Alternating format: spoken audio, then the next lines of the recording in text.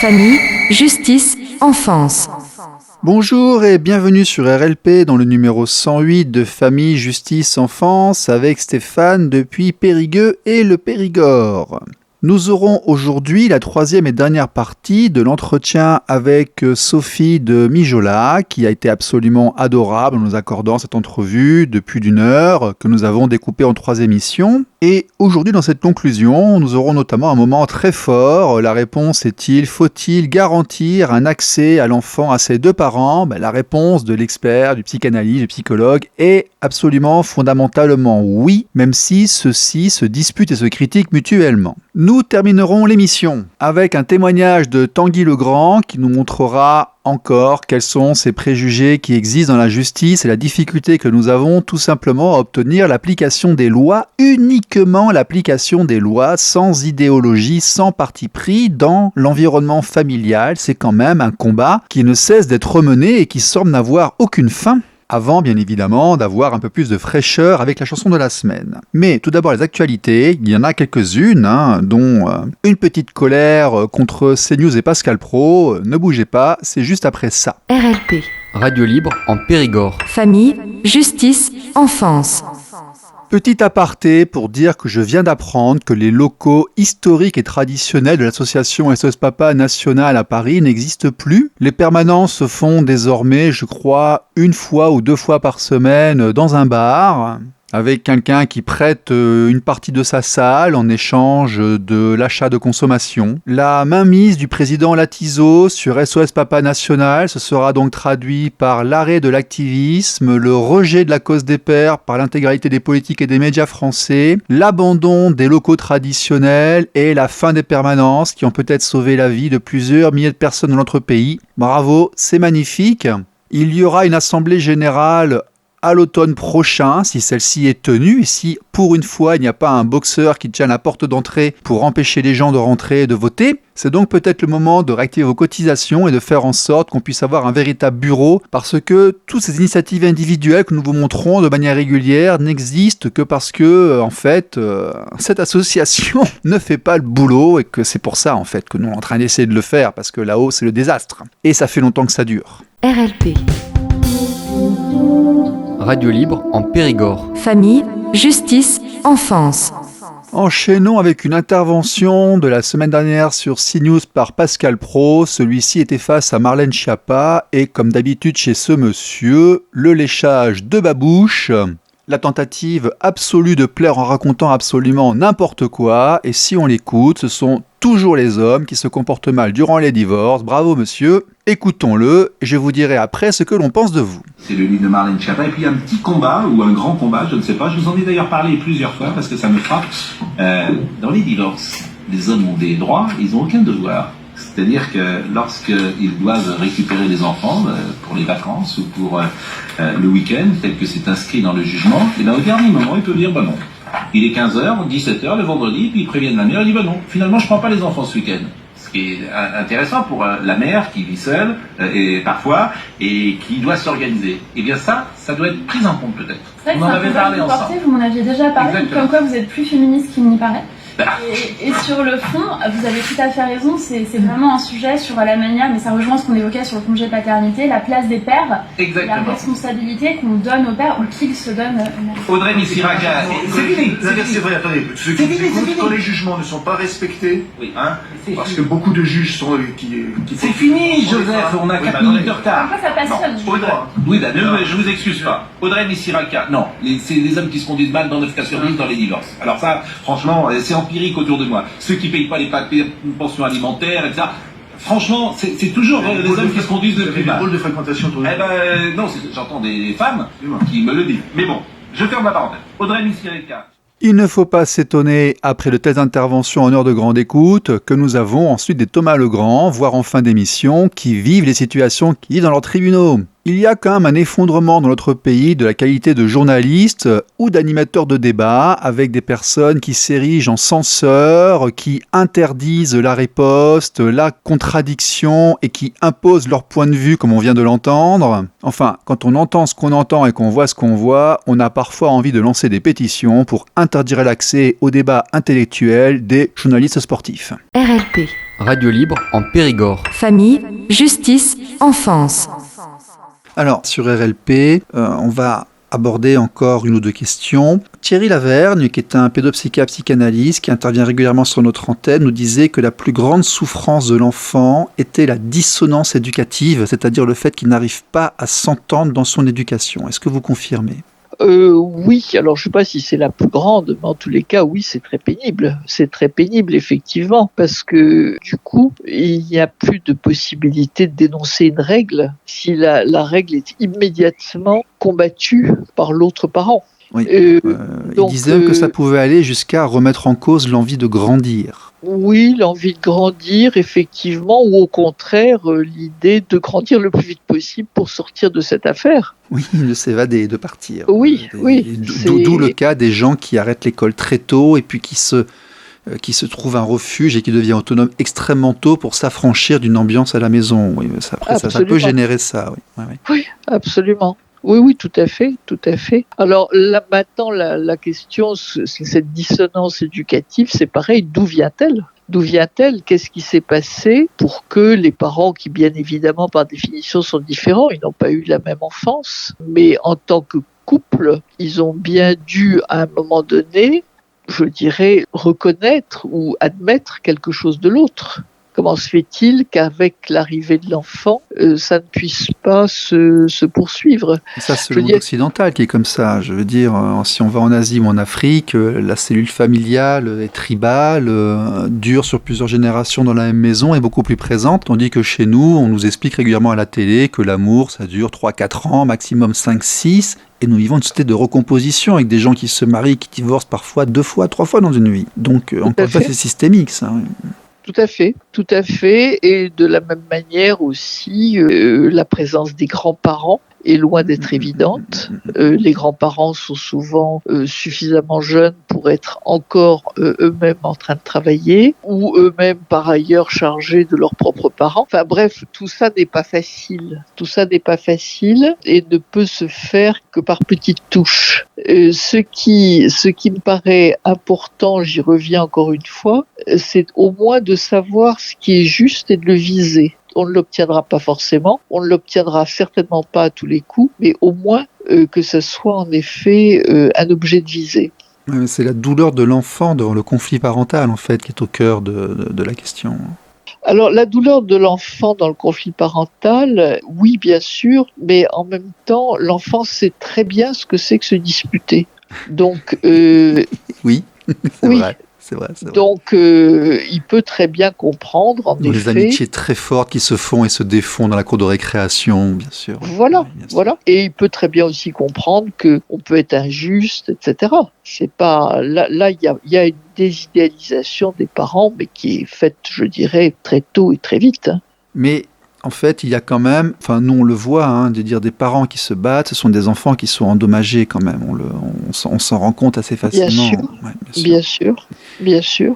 Alors, si jamais l'enfant est autant endommagé par les conflits, est-ce que les intervenants, à votre connaissance, que ce soit dans les IRTS, Institut régional des travailleurs sociaux, c'est-à-dire les écoles qui forment les assistantes sociales, les écoles spécialisées, à l'ENM, l'école de la magistrature, donc qui forment les magistrats, on va faire une petite parenthèse, juste à familial, c'est pas un choix, on est affecté en septembre en fonction de ce qu'il y a ailleurs, contrairement à juge des enfants, juge des divorces, c'est pas une fonction choisie. Est-ce que ces intervenants, qu'ils soient dans le social, dans la justice, les pédiatres et autres, les professeurs de maternelle, d'école primaire et tout, sont-ils vraiment formés pour gérer ce que notre monde moderne de recomposition produit auprès des enfants ? Alors là, vous me posez une question à laquelle je n'ai pas de réponse, que je n'ai jamais, suis jamais intervenu moi en tant que psychanalyste ou professeur de psychologie dans ce domaine. J'ai travaillé avec des avocats en revanche. D'accord. Vous avez produit des écrits, vous avez eu des étudiants,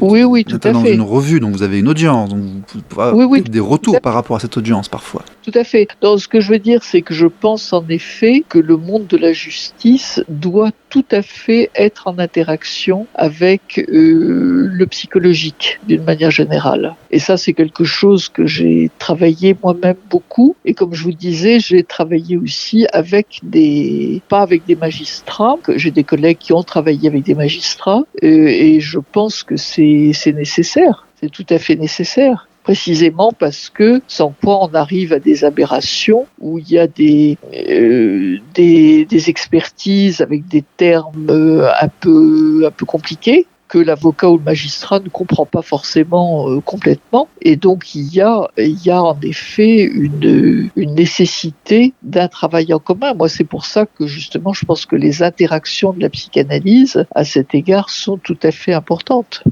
J'ai écrit d'ailleurs un livre à ce sujet où je m'étais intéressée à des cas, alors là extrêmes bien sûr, de parricide ou des cas de pères, c'était des pères qui avaient tué leur enfant. Oui, on en a malheureusement eu. Quand on regarde les actualités, on voit qu'il y en a, ça peut arriver parfois. Oui. Ouais. Oui. Un parent, de manière générale, un parent peut parfois tuer son enfant. Ouais. Tout à fait. Donc, je crois il faut en effet une intervention. C'est le syndrome de Médée, je crois, qui a son paroxysme, oui, c'est ça ? Oui. Une intervention, une possibilité d'intervention du psy au moment où des décisions importantes doivent être prises. Pas simplement dans l'expertise. RLP. Radio libre en Périgord. Famille, justice, enfance. Par rapport à tout ce tableau qu'on vient d'évoquer, à votre avis, si on prend un petit peu de hauteur et qu'on regarde de loin, on a l'impression, au niveau de la société, que la place du père est extrêmement attaquée. On a eu Jean-Pierre Winter qui est venu sur cette antenne, qui a fait un ouvrage il y a quelque temps dessus. On a eu Raphaël Delpar, on en a eu d'autres qui sont passés nous disant qu'il y a une volonté institutionnelle d'affaiblir la famille contemporaine et la position du père parce que le patriarcat, à une époque, aurait été quelque chose d'extrêmement néfaste. Est-ce que vous pensez, vous, qu'on est vraiment, actuellement, nous, en France, en Occident, d'affaiblir cette position paternelle ? Non, encore une fois, je crois qu'il ne faut pas confondre la position paternelle et le patriarcat. Patriarcat, c'est une structure qui a existé dans un temps historique et pour des raisons données, raisons économiques notamment. Moi, je voudrais revenir sur ce que je disais tout à l'heure à propos de la position du père. Parce que le père, c'est d'abord le soutien de la mère au tout début. Oui. Soutien de la mère qui va lui permettre d'être une bonne mère. Et vous parliez des femmes seules, je pense que c'est très difficile pour elles d'être des bonnes mères, précisément parce que ce soutien manque. Le deuxième facette, si vous voulez, du père, c'est aussi celui qui est l'incarnation de l'ordre, mais pas au sens patriarcal. Il est celui qui va soutenir l'ordre que la mère instaure dans la vie de l'enfant. Et puis il y a un troisième aspect qui est la coacceptation avec la mère de la responsabilité pour l'existence de l'enfant. Et cette coacceptation, c'est précisément elle qu'on va retrouver au moment des divorces. D'accord. Au moment des partages. À partir de quel âge peut-on dire que le père peut... si jamais... À partir de quel âge peut-on dire qu'il faut cesser de privilégier la mère et que le père peut être un éducant éventuellement ? Faisons une hypothèse. Au début, il faut vraiment privilégier la mère avec le père qui encourage et autres. Il l'est tout le temps. Ouais. Il l'est dès le début. Il l'est dès la naissance. Winnicott disait de manière un peu amusante que les pères peuvent aussi être de bonnes mères. Ça ne veut pas dire qu'ils remplacent la mère, mais ils peuvent pour un temps, pour un partage précisément, s'occuper du bébé. Ou quand la mère a disparu dans un accident ou dans un drame de la vie, le père peut prendre le relais.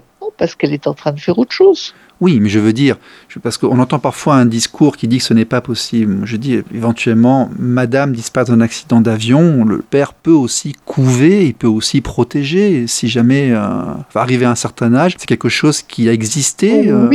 Oui, mais à ce moment-là, vous retombez sur le même problème, c'est-à-dire qu'il va être en tête-à-tête avec l'enfant, il manque un troisième élément. Oui, c'est ce que M. Laverne nous disait, il faut expliquer, on explique les choses à l'enfant en référence à. On fait toujours appel à une troisième voix pour expliquer son discours, parce qu'il est en référence à une autorité, à un expert, voilà. C'est pour créer la troisième personne.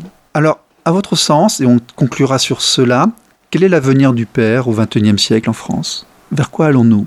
Moi, je n'ai pas de données, si vous voulez, statistiques. Vous avez vu une évolution peut-être au sein de votre carrière. À votre avis, on va vers quoi ? Moi, je trouve qu'on va vers quelque chose qui est précisément ce partage, cette co-acceptation des parents pour la responsabilité d'existence de l'enfant. Alors qu'il puisse y avoir en effet des déviations liées à des conflits ou liées à des difficultés personnelles de l'un ou l'autre des parents, ça bien sûr, effectivement. Mais si je considère, si vous voulez, encore une fois, ce qui est objet de visée, l'objet de visée me paraît clairement être celui de conserver la différence entre père et mère, c'est pas la même chose, mais la coprésence. Et la coprésence, elle peut exister même si les parents se sont séparés. Donc il faut vraiment privilégier et encourager le fait que l'enfant ait accès à ses deux parents. Absolument. Même s'ils ne s'entendent pas et qu'ils se critiquent l'un l'autre. Tout à fait. Tout à fait. Et je crois qu'il faut à ce moment-là expliquer aux enfants que les parents, ils peuvent être en effet injustes et que ça ne les empêche pas néanmoins de pouvoir aimer l'enfant. D'accord. Ça, c'est une donnée importante de votre position, parce qu'on ne l'entend pas forcément tout le temps. Il faut que les deux parents gardent un accès à l'enfant. C'est la CIDE, quelque part, qu'on a signée, qui reprend ces thèmes-là. D'accord. Bon. Sophie Demella, vous avez des projets, des ouvrages en préparation, quelque chose, une actualité ? Oui, j'ai beaucoup de préparations, effectivement diverses, à la fois collectives dans mon association et individuelles, donc dans des livres que je peux préparer ou des articles. Le prochain colloque, donc on est en train de préparer, qui va avoir lieu le 18 juin, porte sur la question de l'identité. L'identité qui est à la fois liée à l'âge, ça c'est un petit peu une conséquence de tout ce qu'on a pu voir à travers les mesures qui ont été prises liées au Covid, et puis aussi beaucoup quand même à des préoccupations qui se font jour autour des personnes âgées. Qu'est-ce que l'âge change dans l'identité ? Enfin, c'est aussi chez le bébé ou chez l'adolescent. Et puis également la revendication identitaire telle que on la voit justement dans des conflits internationaux. D'accord, très bien. Bon, écoutez madame, merci d'être venue, merci beaucoup de nous avoir donné votre parole durant l'entretien d'1 heure à peu près. Écoutez, bonne journée à vous, merci beaucoup. Au revoir. Au revoir. RLP. Radio libre en Périgord. Famille, justice, enfance. Bonjour à tous. Nous sommes mardi 21 juin 2022.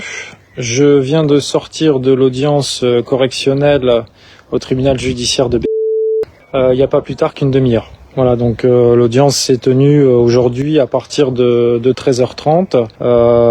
Elle a duré un peu plus de 3 heures cet après-midi. Et le délibéré vient d'être rendu il y a une demi-heure environ. Pour être rapide, succinct, les nouvelles ne sont pas du tout encourageantes. Madame a été totalement relaxée du délit de non-représentation d'enfants permanent depuis juillet 2020, c'est-à-dire depuis près de 2 ans. En permanence, c'est-à-dire une fois tous les 15 jours et la moitié des vacances scolaires. Alors je vais être assez succinct pour vous dire que en réalité le ministère public avait requis, donc le parquet avait requis contre madame une peine d'emprisonnement de 8 mois avec un sursis mis à l'épreuve, sursis probatoire de 24 mois. Mais de façon factuelle, la procureure de la République s'est levée lors de cette audience pour indiquer que si l'affaire était déjà jugée, il ne servait à rien d'audiencer.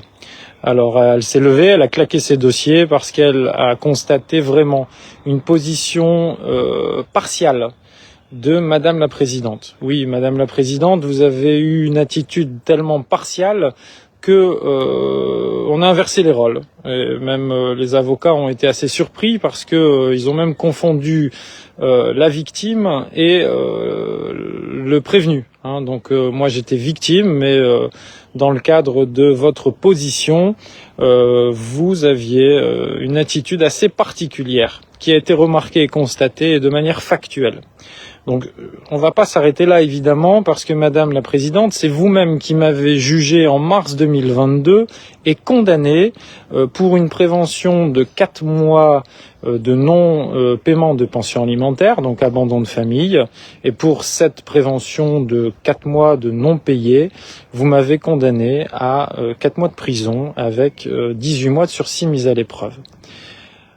Comparaison à ça, aujourd'hui vous a été plaidé et soulevé 24 mois de non-représentation d'enfants et vous avez intégralement relaxé Madame, sans motivation pour l'heure, parce que la décision n'est pas encore écrite, mais qu'a priori il y avait suffisamment d'éléments retenus par la Cour pour donner droit à Madame d'être plus puissante que le juge aux affaires familiales. Parce que c'est ça en réalité qu'on va dénoncer, c'est que un juge aux affaires familiales rend une décision, ordonne un droit de visite, et dans un état de droit, eh bien, on peut, donc dans ce cas de figure, dans cette décision, ne pas respecter la loi en toute impunité. Voilà. Donc, Madame la Présidente, vous avez pris une décision, effectivement à l'encontre du ministère public, qui avait requis, lui, une peine d'emprisonnement. Le ministère public, dans ce cas de figure, a 10 jours pour relever appel. Et moi et mes conseils allons étudier cette position partiale et continuer à nous battre. Parce que ce qui s'est passé aujourd'hui, c'est que vous avez permis à Madame de ne pas représenter la petite sans socle, sans fondement. Les seuls qui sont de jurisprudence constante aujourd'hui sont les états de danger imminent concernant l'enfant, nul autre. Et donc aujourd'hui, pour moi, il n'y a pas eu de justice de rendu. Aujourd'hui, pour moi, vous avez gommé, effacé le délit de non-représentation d'enfants. Et il est hors de question que cela s'arrête ainsi. Vous avez une attitude assez particulière lors de cette audience, c'est-à-dire que vous n'écoutiez pas quand la partie civile, mon conseil, s'expliquait. Vous nous interrompiez même quand nous voulions débattre, parler à la juridiction, et cela ne représente pas, à mes yeux et aux yeux de beaucoup de monde qui ont pu assister à l'audience, la justice. Voilà. Donc, voilà, je tiens à souligner à la communauté que, certes, cette décision est mauvaise aujourd'hui. Néanmoins, je n'arrêterai pas à me battre, à dénoncer. C'est pas un plaisir, mais c'est un élan de solidarité. Parce que bon nombre de personnes vivent ce fléau et qu'il est hors de question que des personnes puissent en toute impunité faire justice eux-mêmes et être plus puissants que le juge des affaires familiales ou autre, ou ces personnes puissent bénéficier de décisions qui là, à mon sens, est injuste. L'affaire était jugée d'avance. Quand je suis arrivé, c'était déjà jugé. La présidente avait un comportement totalement irrespectueux. Et voilà. Donc le ministère public était pour le coup convaincu de la culpabilité de madame, en droit totalement qualifié, mais nous avions un dossier qui était jugé d'avance et soulevé par le ministère public lorsqu'elle s'est réellement levée en disant à la présidente en ces termes: Madame, si c'est jugé d'avance, il n'y a pas lieu d'audiencer. Voilà. Donc à très bientôt. Bon courage. Courage à tous. Voici maintenant la chanson de la semaine. Famille, justice, enfance. Marche très bien ta caisse claire. De quoi tu te plains? Allez, c'est bon, tu peux retourner à ta place. Ah non, tu vas pas t'y mettre aussi, toi? Arrêtez ça tout de suite.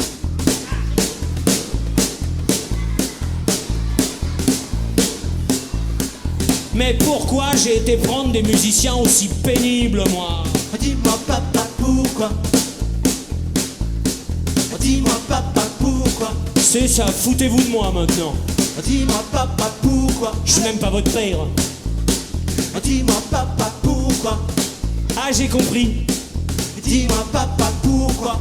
Vous essayez de faire chanter les enfants? Dis-moi papa pourquoi? Vous y arriverez pas, vous y arriverez pas. Dis-moi papa pourquoi? Non, c'est moi qui sais faire chanter les enfants. Dis-moi papa pourquoi? Super. Tu vois bien, ils y arrivent pas. Dis-moi papa pourquoi? Magnifique. Dis-moi papa pourquoi? Dis-moi papa pourquoi? Mais ils y arrivent en plus. Pour fabriquer du lait au chocolat, est-ce qu'on nourrit les vaches au cacao? Comment elle fait la petite souris, dis-moi, pour transporter tous ces euros? Est-il vrai que Adam et Ève sont nos véritables grands-parents? Lequel des deux a trouvé la fève? Et Ève est-elle une grosse? Pourquoi les îles se trouvent-elles toujours au bord de l'eau? Pourquoi on fait la paix après la guerre? La faire avant, ça serait moins idiot. Oh, dis-moi papa pourquoi? Dis-moi papa pourquoi? Dis-moi papa pourquoi? Dis-moi papa pourquoi? Dis-moi papa, pourquoi tu réponds pas? Dis-moi papa, un peu plié, est-ce que ça peut plier? On dit que Cléopâtre avait un bonnet, mais on n'a jamais su qu'il avait tricoté. Pourquoi les coiffeurs ont cette façon de parler avec un petit cheveu? Et quand on aperçoit un banc de poisson, est-ce que l'arrêt est toujours au milieu? Pour faire pousser un radis noir, est-ce qu'il faut les planter la nuit? Pourquoi les zèbres du matin au soir ont-ils toujours un vieux pyjama gris? Oh, dis-moi papa pourquoi? Dis-moi papa pourquoi? Dis-moi papa pourquoi? Dis-moi papa pourquoi? Dis-moi papa, pourquoi tu réponds pas?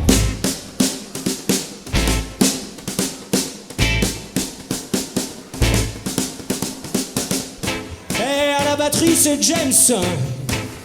On peut l'applaudir très fort. Dis-moi papa pourquoi? Dis-moi papa pourquoi? Dis-moi papa pourquoi? Dis-moi papa pourquoi? Dis-moi papa pourquoi? Dis-moi papa pourquoi? Dis-moi papa pourquoi? Dis-moi Hey, papa tous ensemble. Dis-moi papa pourquoi? Dis-moi papa pourquoi? Dis-moi papa pourquoi? Dis-moi papa pourquoi? Dis-moi papa